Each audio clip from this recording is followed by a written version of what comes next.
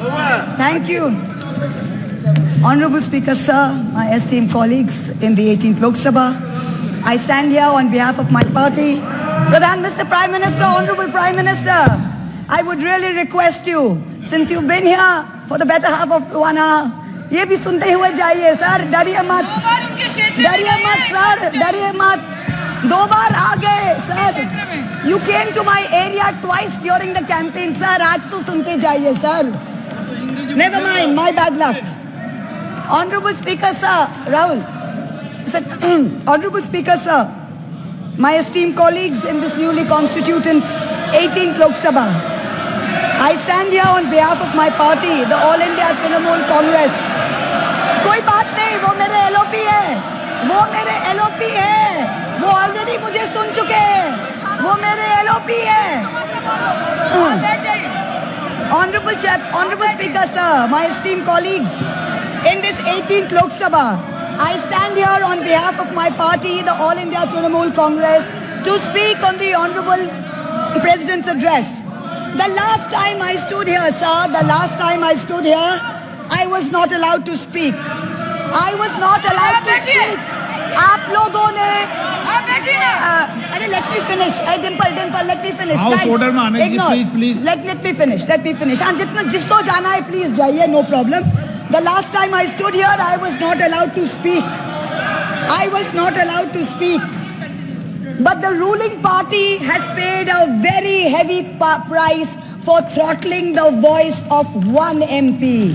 मुझे बैठाने का चक्कर में जनता ने आपके 63 सदस्यों 63 जन को परमानेंटली बैठा दिया.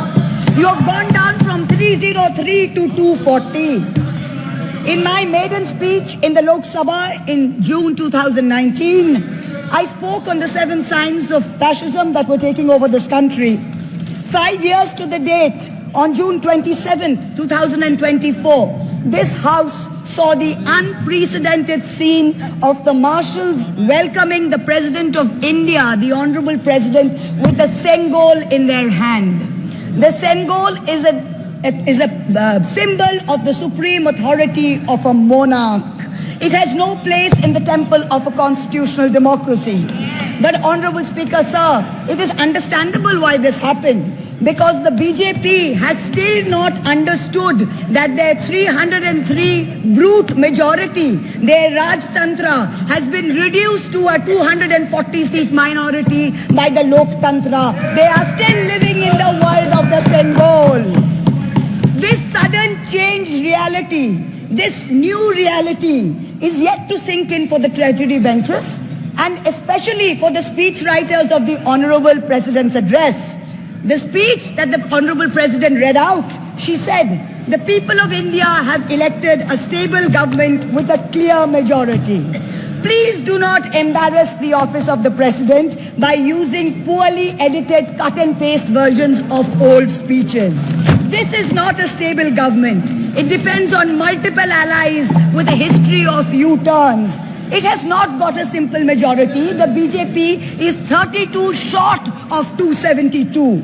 It is going to be a very hard landing for the treasury benches, as was obvious today.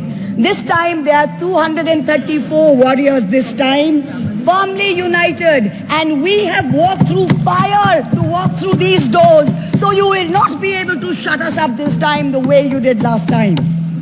There are numerous statements in the Honorable President's address that defy even a tenuous link to truth and to reality. Like in my 2019 maiden speech when I spoke in 7 signs, today I have picked out 6 themes from the Honorable President's address and I will analyze how each of them is an exercise in fallacy and exercise in untruth. The address covers many issues, but I have chosen 6 themes. The first theme, the Northeast. The Honorable President's address says that the government has increased allocation for the Northeast by 4 times, has worked for increased and lasting peace in the area.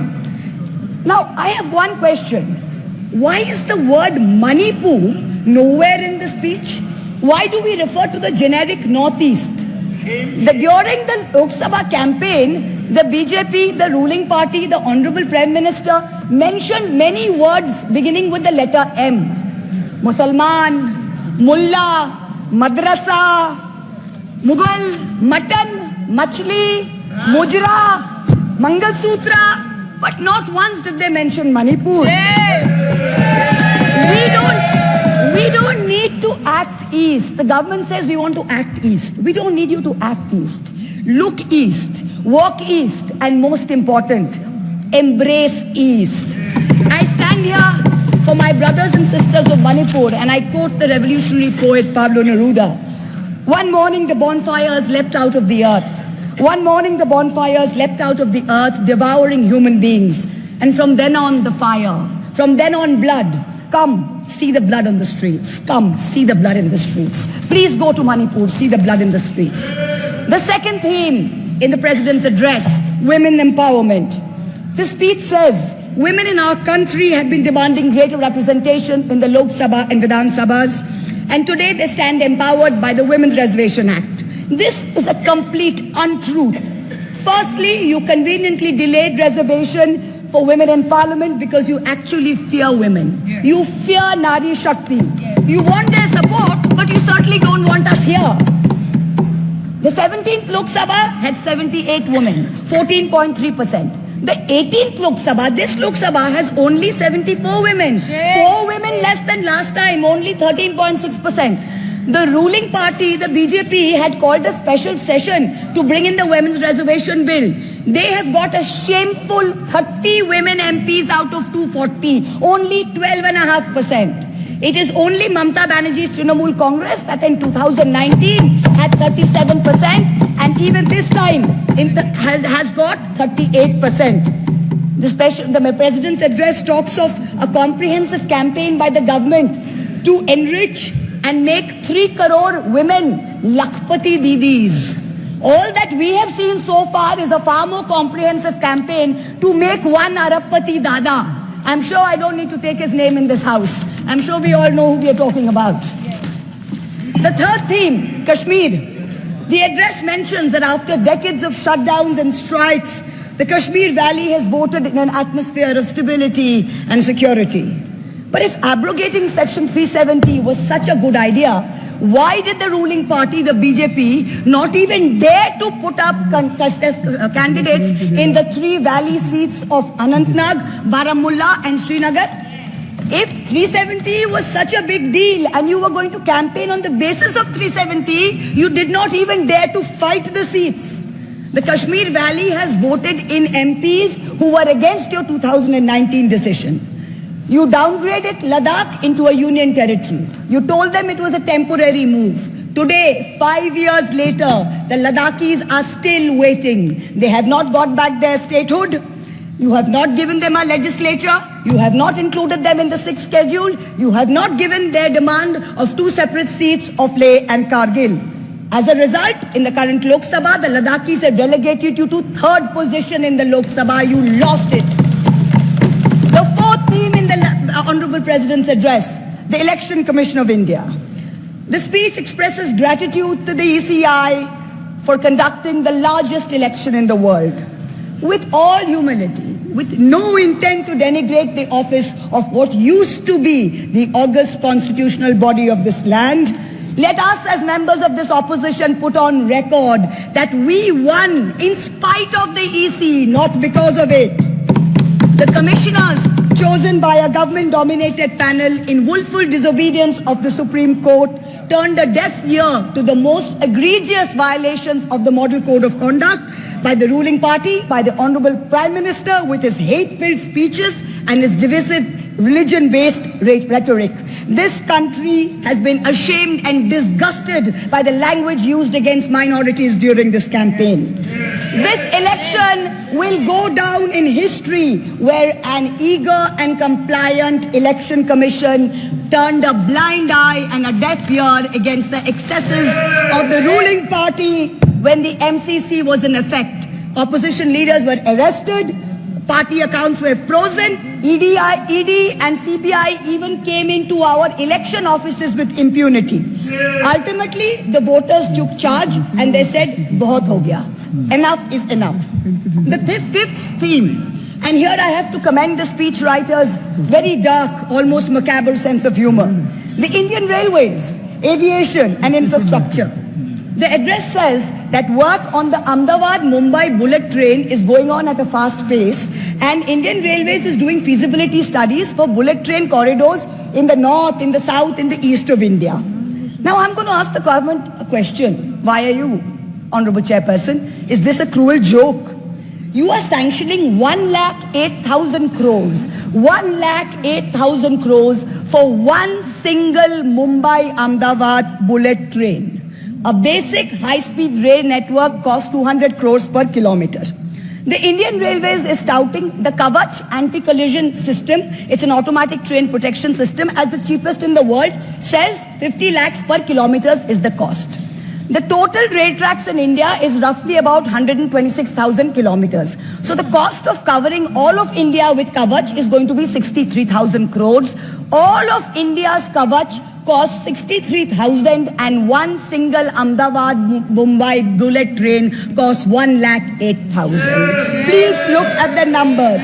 Last June in Balasore, 3 trains collided, 296 people died. The ministry said Kavach was not operational on that route. Last week, Kanchenjunga Express collided with a goods train in New Jalpaiguri. 10 people died. Again, the ministry said Kavach is not operational on the route. The Economic Times had a survey which said at the current level of funding, it will take 50 years for all of India to be covered under Kavach. And you're telling us about bullet trains. And please don't start shouting about what it was during Nehru's time. We don't know and we don't care. False equivalences cannot take the place of real body bags. The address mentions about how India is apparently the 3rd largest domestic aviation hub of the world. In truth, India's airports have become domestic hazard hubs. First in Jabalpur, then in Delhi, then in Rajkot. Newly constructed airports have canopies falling down, killing people. The newly constructed Rampath in Ayodhya has had 3 cave-ins in the last week. The Pragati Maidan tunnel is flooded. The Atal Setu has developed cracks. The Ram temple's roof is leaking. This is exactly what happens when infrastructure is poorly planned and rushed in order for photo opportunities by the Supreme Leader. The sixth theme, competitive cooperative federalism. Honorable Chairperson, sir, the last decade saw the most brutal government-sponsored throttling of cooperative federalism that this country has ever seen. I speak for my own state of West Bengal. The centre has withheld 7,000 crores in Manrega funds. 17 lakh households have been deprived for work already done. It has held back 8,200 crores under the rural housing scheme, over 11 lakh houses sanctioned but not paid. Another 1,000 crores has been held back in pension and PMGSY. A total of 16,000 crores. When we went to meet the Rural Development Minister, we were dragged out by the Delhi police and bundled into prison vans. Last week, as a delegation, we went to meet with Atishi of the AAP, who was on hunger strike. Look at what is happening in the AAP government in Delhi today. The Aam Aadmi is in power in Delhi. There was a 1994 water sharing agreement which mandated Haryana to release 613 million gallons of water per day to Delhi. Haryana is run by the BJP government, and they have reneged on this agreement. They are releasing 100 million gallons less per day, as a result of which 28 lakh people in Delhi are having to go without water per day. This government's competitive cooperative federalism seems to be an exercise in how to compete on how to choke opposition-run states. भैया हमको बैठा लो, आप पे बहुत भारी पड़ा, हमको मत बिठाइए, बहुत भारी पड़ा आप पे, बहुत भारी पड़ा. The government spent the past 5 years. Honorable member, kindly you address to the chair. The government spent the first 5 years in almost perfecting an elected autocracy. And by the end of 2023, this government had reached the pinnacle of their arrogance, where this parliamentary democracy was replaced by a monstrous super cult, the cult of the supreme leader, the non-biological leader born of the Paramatma, who stood in this house and proclaimed, "Ab ke baar 400 par and ek akela kitno pe bhari pada." This was the turning point. This was the turning point when the destiny of the ruling party changed. Whether in Greek mythology, whether in Indian mythology, if you act with arrogance towards the gods, you will be punished. We have 33,000 gods in India. But in our democracy, the most supreme of them is the Gana Devata, the Lord of the people, and they have punished you. You may have formed the government again, but yours is a Pyrrhic victory. A victory which inflicts such a devastating toll on the victor that it is tantamount to a defeat. In Bengal, the supreme leader started his Vijay Sankalp Yatra on March 1st in the constituency of Arambagh. Then came to Krishnanagar, then came to Barasat, ended on May 29th in Calcutta. मेरे ऊपर तो विशेष कृपा की उन्होंने दो बार आए. The BJP lost all these seats. The Honorable Prime Minister did 23 campaign meetings in Bengal and lost in 20 seats. In Maharashtra, the Honorable Prime Minister campaigned in 18 seats. The NDA lost in 15 of them. एक अकेला कितनों पे भारी पड़ा. In Punjab, he campaigned in Hoshiarpur, in Jalandhar, in Patiala, in Gurdaspur. The BJP all lost all the 4 seats. एक अकेला कितनों पे भारी पड़ा. In Rajasthan, he campaigned at Banswara with the most disgraceful references to Muslims. In outright violation of the law, the EC kept quiet. Not only did the BJP lose Banswara by over 2 lakh votes, the BJP, which had won 25 on 25 in 2019 and won the state government only months ago, came down to 14 seats. Ek akela kitno pe bhari pada. 3 states, Uttar Pradesh, Maharashtra and Bengal, account for 170 seats. That is exactly 1/3 of India. The BJP won in only 54 of them. Ek akela kitno pe bhari pada. In 2019, the Prime Minister, the Honorable Prime Minister, had taunted the now leader of the opposition by saying that he must have used a microscope to find that one single seat in India where the minority were in majority. Honorable Chairperson, sir, it is so ironic that today the majority needed no microscope to turn the BJP into a minority. जहां भी majority है, वहीं आप ही minority बन गए. आप तो घुस-घुस के मारने वाले थे ना, इस बार तो जनता ने घुस-घुस के मार दिया. The treasury benches have always claimed that the opposition lacked in hard work and in merit. We are all part of a Parivarvad. We are dynasts. Whereas they are proud to be part of a meritocracy. They are proud to be part of a Modi ka Parivar.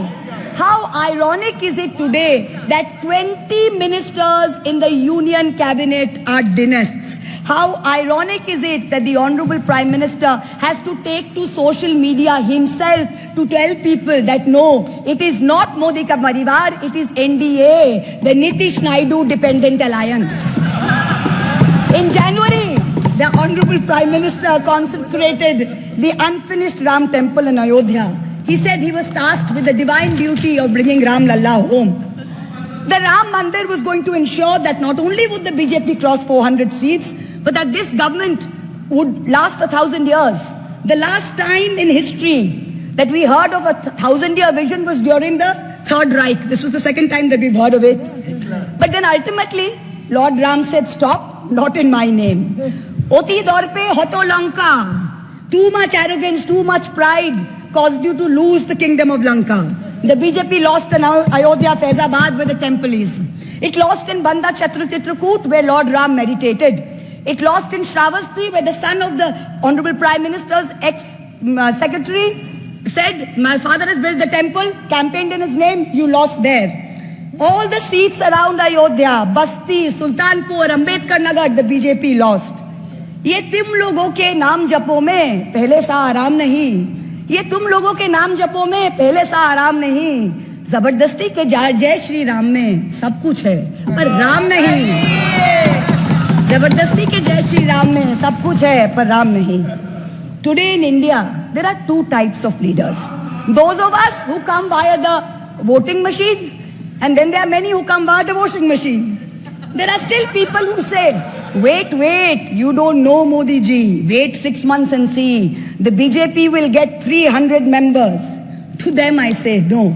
This will not happen this time, because every potential turncoat will have to choose between temporary greed or fear and between permanently becoming politically irrelevant. So you can offer you can accept a temporary offer of a ministry, you can accept a temporary settlement of an existing trumped up CBI or ED case, and you can switch parties. But when you go back to the electorate will punish you. Most turncoats have been punished by the electorate. Also this time, India has very large, solid bloc components. The Congress has 100 seats. SP has 37 seats. Trinamool has 29 seats. DMK has 22 seats. NCP and UPTA have 17 seats. So this is not a ragtag bunch of members that you can lure away. This is a solid bloc. So yes, it's a question of time. But the question is not whether they will get 300. The question is when people will join us and we will cross 272. The ruling party's politics have always been along the lines of religious hate and ethnic divisiveness. But even at the height of their power, when they got 303 seats, 1 out of 2 Hindus had not voted for the BJP. This time, even in their core Hindi heartland, their core voters have deserted them. The Muslims in India, over 250 of them called infiltrators, called terrorists in the land of their birth, waited silently, patiently, and bided their time. And in one voice during this election, in every state, they stood up and they told the government, and I quote the poet Puneet Sharma, "Hindustan se mera seedha rishta hai.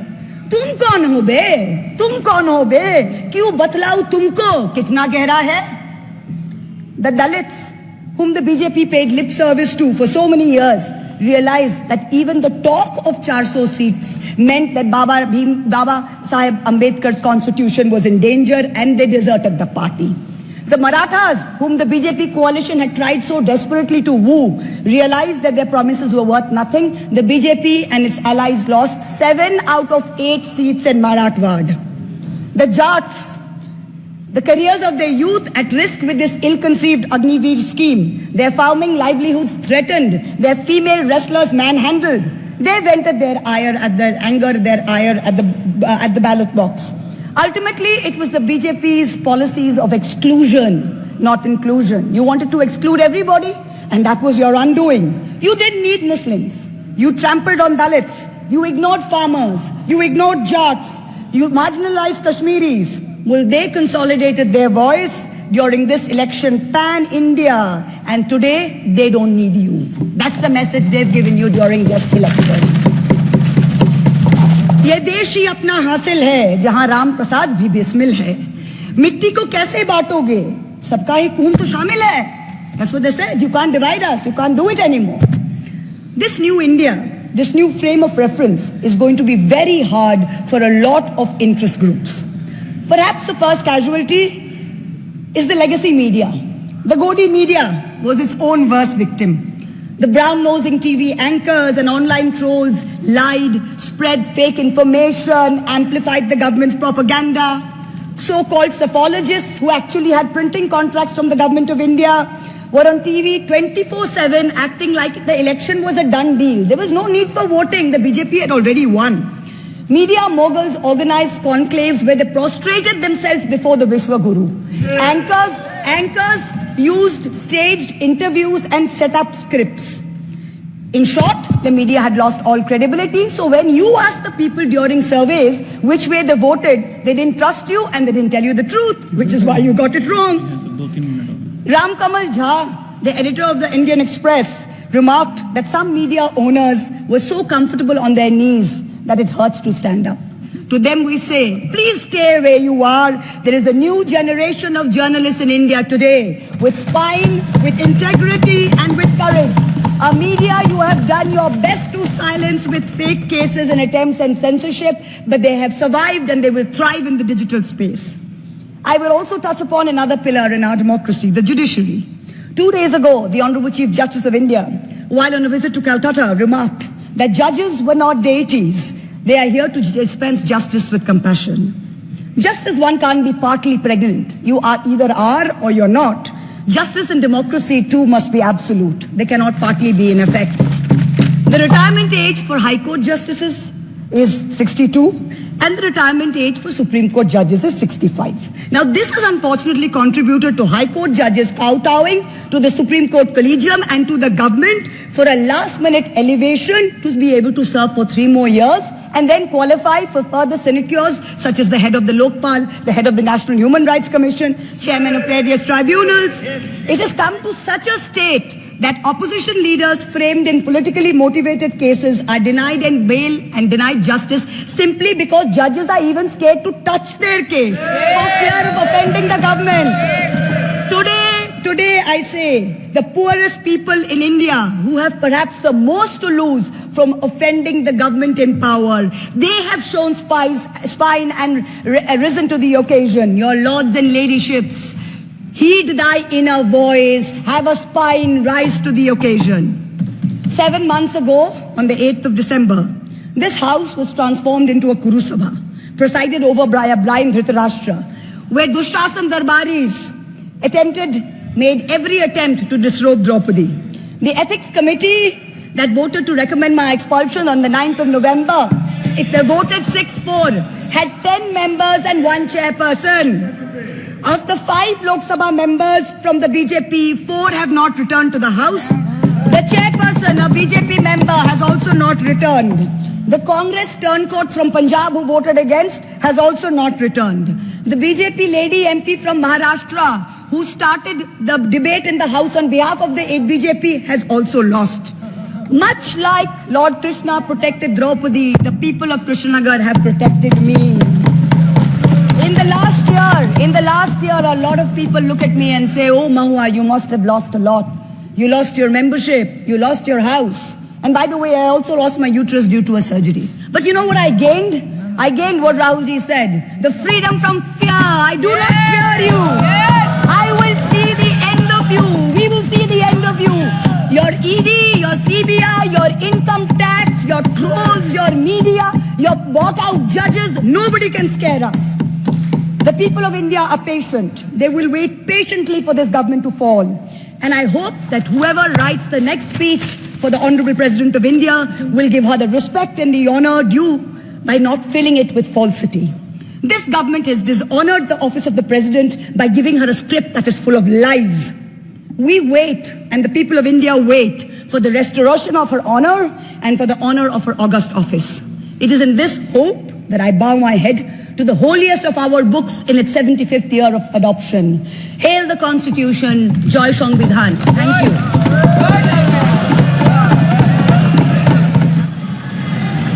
Sri A. Raja ji.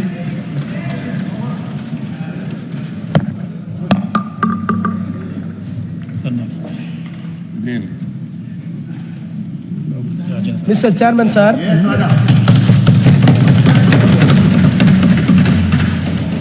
It is my duty to